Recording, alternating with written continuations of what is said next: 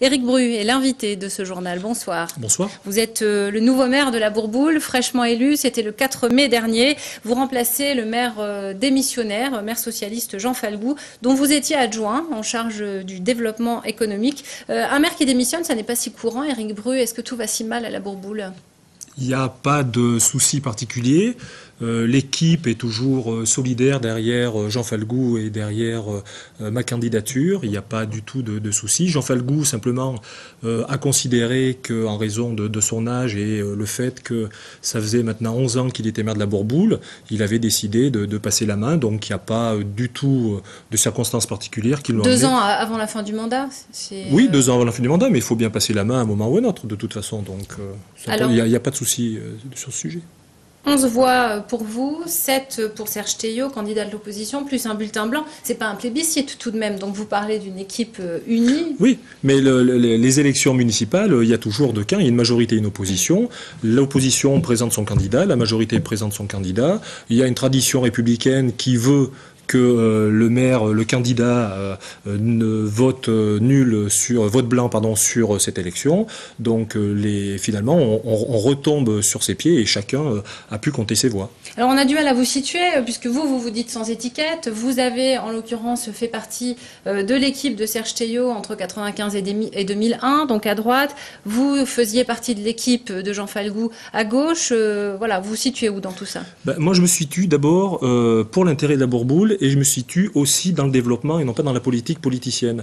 Moi, ce qui m'intéresse avant tout, mon engagement auprès des Bourbouliens, il a d'abord été associatif, il est bien sûr très affectif sur ce territoire-là, et il est bien sûr au service des Bourbouliens. Et c'est vrai que c'est un secret pour personne. Je suis de sensibilité de gauche. Je l'avais dit déjà à Serge Théiot à l'époque où j'avais rejoint ses rangs. Je l'ai dit bien sûr à Jean Falgoux, qui a été tout à fait satisfait de m'accueillir dans son équipe lors des dernières élections municipales. Donc il n'y a pas, là non plus, aucune ambiguïté sur mon positionnement politique. Alors la Bourboule n'est pas au mieux de sa forme, elle connaît un certain nombre de difficultés, la menace de fermeture du téléphérique, la menace de fermeture du cinéma. Quels sont les gros dossiers, les grosses priorités que vous allez devoir traiter? Alors c'est vrai que vous faites état d'un certain nombre de soucis, des difficultés qu'on rencontre. Alors je pense que parmi toutes ces difficultés, il y a un certain nombre qui ont été un petit peu exacerbés par les campagnes électorales pour les élections municipales partielles qui ont eu lieu au cours des dernières semaines. Je pense que ça a pu cristalliser les oppositions, mais le rôle d'un maire aujourd'hui en responsabilité, c'est bien de trouver des équilibres, c'est bien d'essayer de régler les problèmes là où ils sont. Et donc, nous avons d'ores et déjà, avec l'équipe municipale en place, rencontré le gestionnaire du Roxy. Et quant à la fermeture du télécabine, aucune décision n'est prise à ce jour. Ça n'a pas été passé en conseil municipal et nous avons voté lors du dernier budget le fonctionnement pour la saison 2012. Donc le télécabine fonctionnera. Quid des dépenses astronomiques liées au complexe aqualudique? Alors ça, c'est un autre sujet. C'est vrai qu'on a aussi à relever le défi de l'équilibre budgétaire de cet équipement qui grève très lourdement les finances de la Bourboule, puisque cette piscine coûte 750 000 € par an aux Bourbouliens. Et ça pourrait durer une trentaine d'années.